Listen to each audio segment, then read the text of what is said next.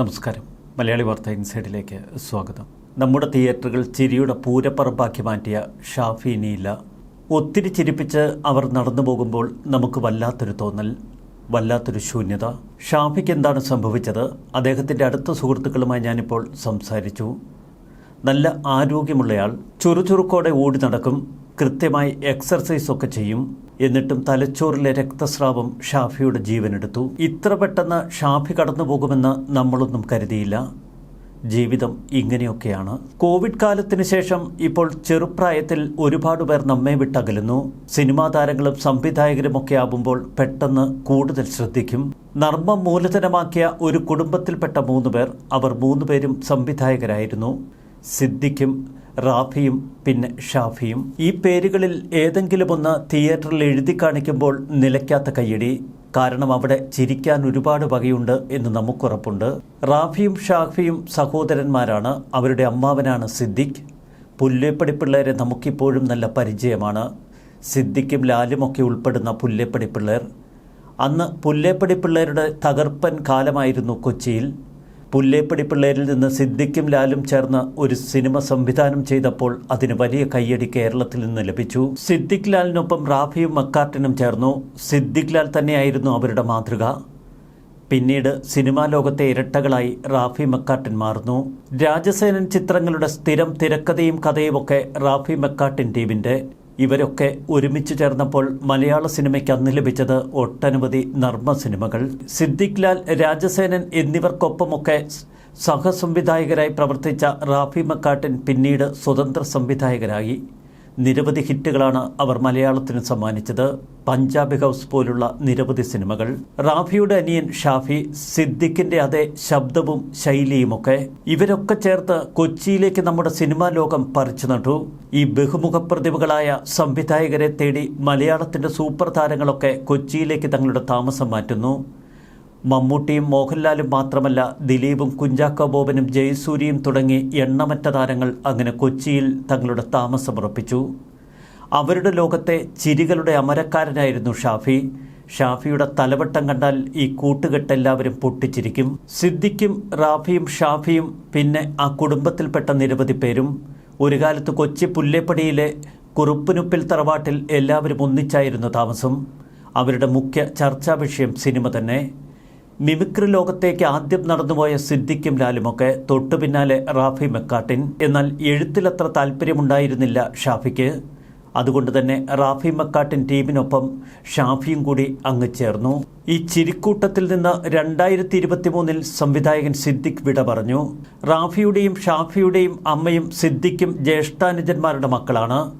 എല്ലാവരും ഒരു കുടുംബത്തിൽപ്പെട്ടവർ.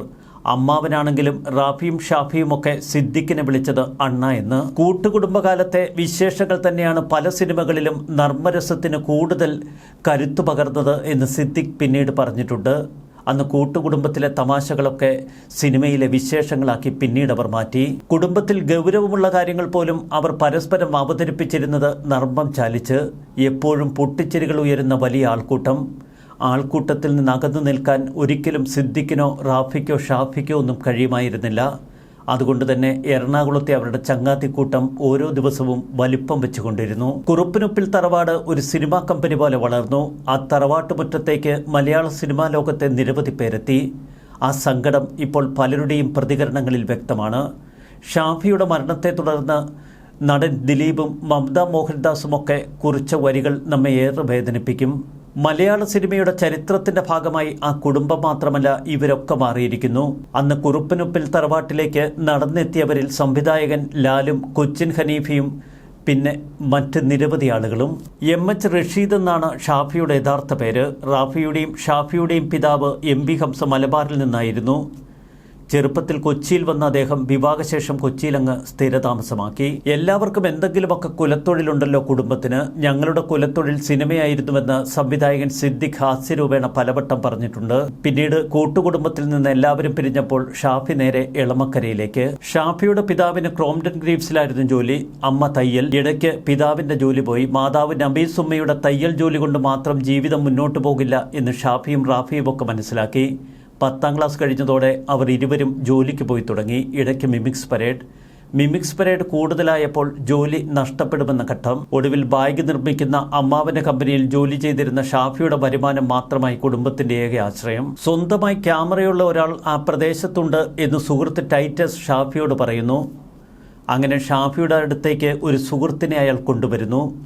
ഒരു ടെലിഫിലിമിന് സ്ക്രിപ്റ്റ് എഴുതി ആ ക്യാമറ ഉപയോഗിച്ച് വല്ലാർപാടത്തൊക്കെ ഷൂട്ടിംഗ് നടത്തി. ആ ടെലിഫിലിമിന്റെ സംവിധായകൻ ഷാഫിയാണ്, നായകൻ ടൈറ്റസും. ആദ്യമായി ആക്ഷൻ പറയാൻ ക്യാമറ നൽകിയ ആ സുഹൃത്തായിരുന്നു മെക്കാർട്ടിൻ. ഷാഫിയാണ് മെക്കാർട്ടിനെ റാഫിക്ക് പരിചയപ്പെടുത്തിയത്. പിന്നീട് അതൊരു അതുല്യ കൂട്ടായി മാറി. മലയാള സിനിമയിലെ ഹിറ്റ് ജോഡികൾ എന്ന് പിന്നീട് അറിയപ്പെട്ട റാഫി മെക്കാർട്ടിൻ്റെയും ഒടുവിൽ ബാഗ് കമ്പനിയിലെ ജോലിയൊക്കെ വേണ്ട എന്ന് വെച്ച് റാഫി നേരെ മെക്കാർട്ടിനൊപ്പം ചേർന്നു. റാഫിയുടെ ശുപാർശയിൽ ഒരു ക്ലാബ് ബോയായി റാഫിയും സിനിമയിലേക്ക് പിച്ചവെച്ചു. അവിടെ നിന്ന് ഉയർത്തെഴുന്നേറ്റത് നിരവധി ഹിറ്റ് സിനിമകളുടെ സംവിധായകൻ എന്ന തലപ്പൊക്കത്തിലേക്ക്. റാഫിയുടെയും ഷാഫിയുടെയും ഒക്കെ അമ്മാവന്മാരായ അപ്പാക്കുട്ടി, ഷെരീഫ് എന്നിവർ നാടകം കളിക്കും. ആ നാടകം കളി കണ്ടാണ് സിദ്ദിഖ് വളർന്നത്. ചെറുപ്പത്തിൽ നാടകം എവിടെയുണ്ടെങ്കിലും അവിടെയൊക്കെ സിദ്ദിഖുമുണ്ട്. എന്നാൽ നാടകത്തിന് പകരം സിദ്ദിഖ് തൻ്റെ വഴി മിമിക്രിയാണ് എന്ന് തിരിച്ചറിഞ്ഞു. ലാലുമായുള്ള സൗഹൃദമാണ് അതിൻ്റെ മുഖ്യ കാരണം. റാഫിയും ഷാഫിയും ഒക്കെ മിമിക്രിയുടെ ബാലപാഠങ്ങൾ പഠിച്ചത് അമ്മാവൻ സിദ്ദിഖിൽ നിന്ന്. സിദ്ദിഖും റാഫിയും ഷാഫിയും ഒക്കെ ഒത്തുചേർന്നാൽ പിന്നെ നർമ്മത്തിന്റെ പൊടിപൂരമാണ്. ഒടുവിൽ സിദ്ദിഖ് സിനിമകളുടെ സഹസംവിധായകരായി ഷാഫിയും മെക്കാർട്ടിനുമൊക്കെ മാറി. ഒപ്പം റാഫിയും. ഇൻ ഹരിഹർ നഗറിലായിരുന്നു തുടക്കം. പിന്നീട് റാംജി റാവ് സ്പീക്കിംഗ്. ഹരിഹർ നഗർ മുതൽ കാബൂളിവാല വരെയുള്ള സിനിമകളിൽ റാഫി സംവിധാന സഹായിയായി. ഹിറ്റ്ലർ മുതൽ ഫ്രണ്ട്സ് വരെയുള്ള സിനിമകളിൽ ഷാഫിയും സഹായിയായി ചേർന്നു. റാഫി നന്നായി വായിക്കും, ഭംഗിയായി എഴുതുകയും ചെയ്യും. സന്ദർഭത്തിനനുസരിച്ച് കുറുക്കിക്കൊള്ളുന്ന തമാശ പറയുന്നയാളാണ് ഷാഫി. രണ്ടുപേരും നർമ്മത്തിന് പറ്റിയ ആളുകളെന്ന് സിദ്ദിഖ് പറയും.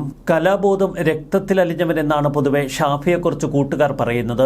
അവൻ എന്തു പറഞ്ഞാലും ചിരിക്കാനുള്ള വക അതിലുണ്ട്.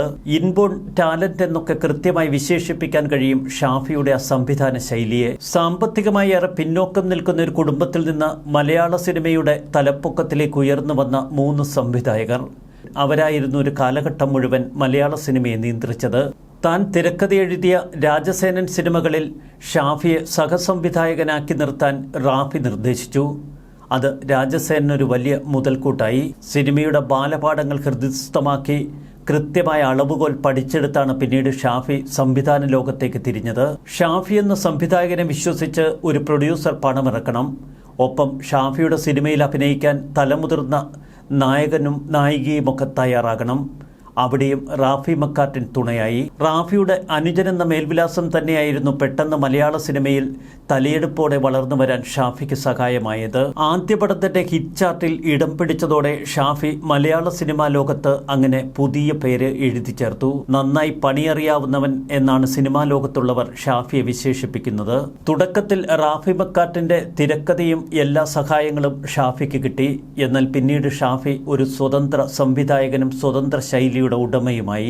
ആദ്യ സിനിമയായ വൺമാൻ ഷോയ്ക്ക് ശേഷം ബെന്നി പി നായരമ്പലത്തിന്റെ തിരക്കഥയിൽ ഒരുക്കിയ കല്യാണരാമൻ എന്ന ദിലീപ് ചിത്രം, അത് ബ്ലോക്ക് ബസ്റ്ററായി. തൊട്ടടുത്ത വർഷം ജയസൂര്യ നായകനാക്കി ഉദയകൃഷ്ണയുടെ രചനയിൽ പുലിവാൽ കല്യാണം, സംഗതി ഹിറ്റ്. അടുത്തതായിരുന്നു വമ്പൻ വെടിക്കെട്ട്. മമ്മൂട്ടിയെ നായകനാക്കി തൊമ്മനും മക്കളും, സൂപ്പർ ഹിറ്റ് അല്ല അതുക്ക് മേലെ. തൊമ്മനും മക്കളും കണ്ടിഷ്ടപ്പെട്ട വിക്രം ഈ സിനിമയുടെ തമിഴ് റീമേക്കിനായി ഷാഫിയോട് ആവശ്യപ്പെട്ടു. അത് മറ്റൊരു ബ്രേക്ക്. വിജയ ചിത്രങ്ങളുടെ ആ ശില്പിയെ കണ്ട് മമ്മൂട്ടി ഒരു ഷെയ്ക്ക് ഹാൻഡ് കൊടുത്തു. ഒപ്പം അടുത്ത സിനിമയിൽ താൻ അഭിനയിക്കാമെന്ന വാക്കും. അങ്ങനെ മമ്മൂട്ടി ഗോപിക കോംബോയിൽ മായാവി എന്ന പടം പുറത്തിറങ്ങി. പിന്നീട് സിനിമാ ലോകത്ത് നടന്നത് വമ്പൻ അത്ഭുതങ്ങൾ. ഷാഫിയുടെ ഡേറ്റിനായി പ്രൊഡ്യൂസർമാർ പുറകെ നടന്നു. മുൻനിര നിർമ്മാതാക്കൾക്കൊക്കെ ഷാഫി തന്നെ അവരുടെ സിനിമ സംവിധാനം ചെയ്യണം. മലയാള സിനിമയുടെ സൂപ്പർ സ്റ്റാറുകൾ ഷാഫിയെ സമീപിച്ച് എപ്പോൾ ഡേറ്റ് ആവശ്യപ്പെട്ടാലും തങ്ങൾ റെഡി എന്ന് പറഞ്ഞു വെച്ചു. അധികമൊന്നും റിസ്ക് എടുക്കാതെ ഹിറ്റ് സിനിമകൾ ഒരുക്കണോ, അങ്ങനെയെങ്കിൽ ഷാഫി തന്നെയാണ് മിനിമം ഗ്യാരണ്ടി എന്ന് മലയാള സിനിമയ്ക്ക് ബോധ്യമായ നാളുകൾ. ഓരോ ചുവടുകളും വളരെ സൂക്ഷ്മതയോടെ മാത്രമേ ഷാഫി വെച്ചുള്ളൂ. അതുകൊണ്ട് തന്നെ ഒരിടത്തും പിഴയ്ക്കാതെ മുന്നോട്ട് പോകണമെന്ന് അദ്ദേഹത്തിന് നിർബന്ധമുണ്ട്. ഒരു വർഷം ഒരു സിനിമ, അതായിരുന്നു അദ്ദേഹത്തിന്റെ കണക്ക്. സച്ചി സേതു ടീമിന്റെ തിരക്കഥയിൽ പൃഥ്വിരാജിനെ നായകനാക്കി ഒരുക്കിയ ചോക്ലേറ്റ് എന്ന സിനിമയും വൻ ഹിറ്റായി. പിന്നീട് പൃഥ്വിരാജിനെയും ജയസൂര്യയെയും ഒരുമിച്ച് അണിനിരത്തിയ ഒരു സിനിമ. അതത്ര കണ്ട് വൻ വിജയമായില്ല എങ്കിലും ഇൻഡസ്ട്രിയിൽ ഒരു ഫ്ലോപ്പായിരുന്നില്ല. പിന്നീടായിരുന്നു മമ്മൂട്ടിയെ വെച്ച് വൻ ബജറ്റിൽ ഒരുക്കിയ ചട്ടമ്പിനാട് എന്ന സിനിമ, മേരിക്കൊണ്ടൊരു കുഞ്ഞാട് തുടങ്ങിയ ജനപ്രിയ സിനിമകൾ തൊട്ടു പിന്നാലെ. തുടർച്ചയായ വിജയങ്ങൾ അന്ന് ഒരു സംവിധായകനും അവകാശപ്പെടാൻ കഴിയാത്ത കാലം, പ്രത്യേകിച്ച് പ്രിയദർശനും സിദ്ദിഖ് ലാലിനുമൊന്നും. എങ്കിലും ഷാഫി തന്റെ ഉയരങ്ങൾ കീഴടക്കിക്കൊണ്ടിരുന്നു. മലയാള സിനിമാ ലോകത്തെ മിനിമം ഗ്യാരണ്ടി എന്ന സംവിധായകന്റെ കസേര ഷാഫി ഉറപ്പിച്ചു. ഒരിക്കലും വിജയലഹരിയിൽ അർപ്പാദിച്ചില്ല ആ സംവിധായകൻ. വിനയത്തിന്റെ പ്രതീകമായി എപ്പോഴും കൊച്ചിയുടെ എളിമയിൽ അദ്ദേഹം തുടർന്നു. ആർക്ക് വേണമെങ്കിലും പുതിയ സിനിമകളുടെ കഥ പറയാൻ അദ്ദേഹത്തെ കാണാം, അദ്ദേഹവുമായി സംസാരിക്കാം. അവർക്കൊപ്പം കൊച്ചിയിലെ ചെറു ചായക്കടകളിൽ അദ്ദേഹം കയറിയിറങ്ങും.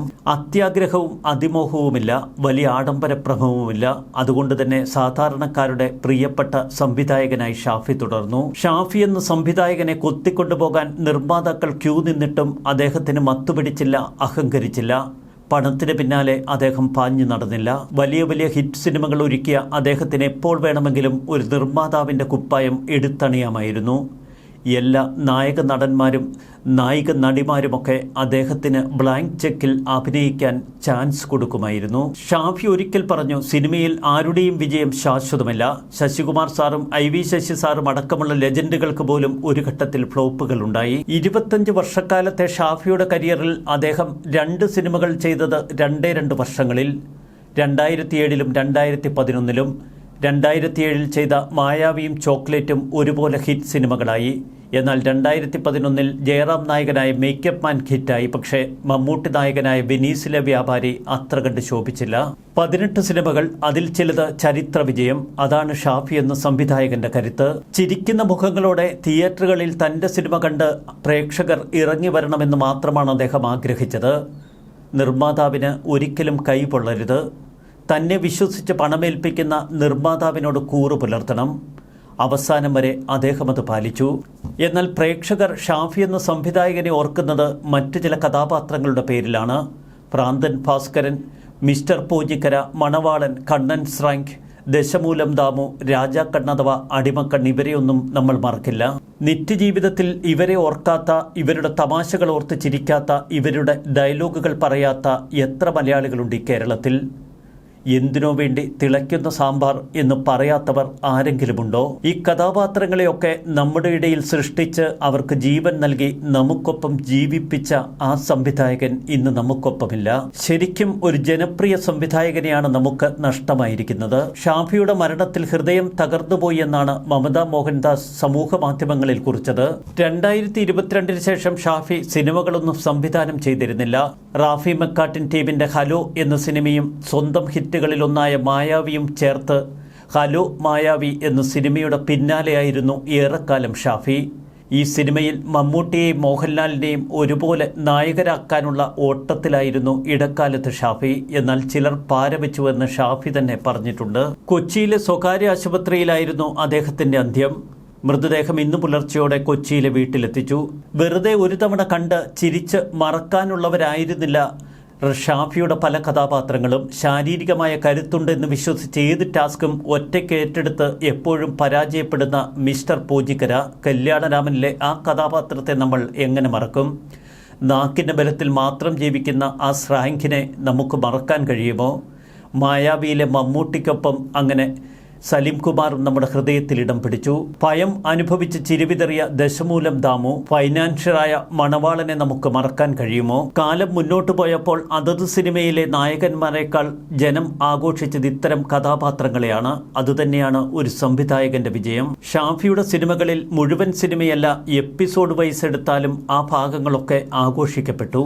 ചിരിയിളക്കങ്ങൾ നിറഞ്ഞ ആ സിനിമാനുഭവങ്ങൾ ഇനി നമുക്കെവിടെ? പ്രേക്ഷകരുടെ പൾസറിഞ്ഞ കഥകളും നർമ്മത്തിന്റെ മർമ്മവും ചേർത്തുണ്ടാക്കിയ ആ അതുല്യ സിനിമകളായിരുന്നു ഒരു കാലത്ത് മലയാള സിനിമാ ലോകത്തെ വലിയ വിജയങ്ങൾ. എന്താണ് സിനിമയുടെ വിജയരഹസ്യമെന്ന് ചോദിച്ചപ്പോൾ ഷാഫിയുടെ മറുപടി ഒന്നു മാത്രം: രഹസ്യമൊന്നുമില്ല.